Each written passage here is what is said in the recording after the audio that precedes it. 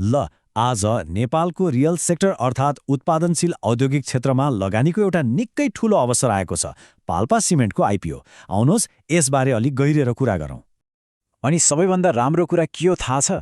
यसमा लगानी गर्न प्रति किता जम्मा 100 रुपियाँ मात्र लाग्छ।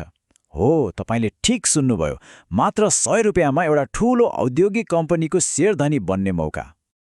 अब यो कम्पनीको सबैभन्दा ठूलो र महत्त्वपूर्ण फाइदा के हो त, जसले गर्दा लगानीकर्ताहरू एकदमै उत्साहित छन्? ल त्यहीबाट सुरु गरौँ। सबैभन्दा पहिले एउटा शब्द बुझौँ, क्लिङ्कर। यो के हो भन्दा सिमेन्ट बनाउन चाहिने सबैभन्दा मुख्य कच्चा पदार्थ हो। अब यहाँनिर छ असल कुरा। पाल्पा सिमेन्टले आफ्नै क्लिङ्कर उत्पादन गर्छ। यसको मतलब के हो भने उनीहरू कच्चा पदार्थको लागि अरू कसैमा भर पर्नु पर्दैन। र जब तपाईँ आफै कच्चा पदार्थ बनाउनुहुन्छ, तपाईँको नाफा मार्जिन त्यो त आकाश छुन्छ नि। यो त भयो एउटा कुरा।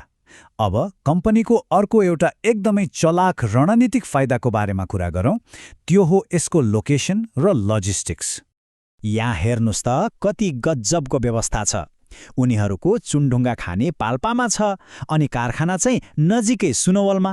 खानी र कारखाना बीचको दूरी एकदमै कम छ, जसले गर्दा उनीहरूको ढुवानी खर्च वात्तै घट्छ। अब यसले के गर्छ? बजारमा अरूभन्दा निकै प्रतिस्पर्धी बनाउँछ। ल अब कुरा गरौँ कम्पनीको साइजको, यसको उत्पादन क्षमताको। साँच्चै भन्ने हो भने यो एउटा औद्योगिक पावर हाउस नै हो।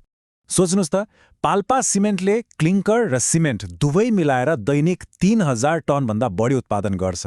यो भनेको सानो कुरो होइन। यो क्षमताले नै यसलाई बजारको एक प्रमुख खेलाडी बनाएको छ।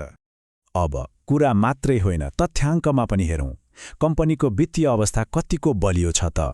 आउनुहोस् यसको अडिटेड रिपोर्टका केही मुख्य नम्बरहरू हेरौँ। पछिल्लो रिपोर्ट अनुसार कम्पनीको नेटवर्थ पर शेयर रु 135.74 रहेको छ। यसले कम्पनीको भित्री मूल्य कति बलियो छ भन्ने देखाउँछ। र त्यस्तै कम्पनीको नाफा कति छ त? यसको अर्निङ्स पर शेयर अर्थात् इपिएस रु 3.25 रहेको छ। ल यति कुरा बुझिसकेपछि अब सबैभन्दा महत्त्वपूर्ण कुरामा जाउँ। यदि लगानी गर्न मन लाग्यो भने के गर्ने, कहिले गर्ने? मुख्य आइपिओ मितिहरू हेरौँ है त। लगानीकर्ताहरूका लागि आइपिओ कहिले खुल्छ र कहिले बन्द हुन्छ भन्ने मितिहरू सबैभन्दा महत्त्वपूर्ण हुन्छन्। यहाँ आयोजना प्रभावित स्थानीय र वैदेशिक रोजगारीमा रहेकाहरूका लागि छुट्टा छुट्टै मितिहरू घोषणा हुनेछन्। याद राख्नुहोला, यी मितिहरू घोषणा हुन बाँकी छन्, त्यसैले आधिकारिक सूचनाको लागि एकदमै चनाखो रहनुपर्छ है। के तपाईँले आइपिओ भर्नुभयो त? कमेन्टमा बताउनुहोस्।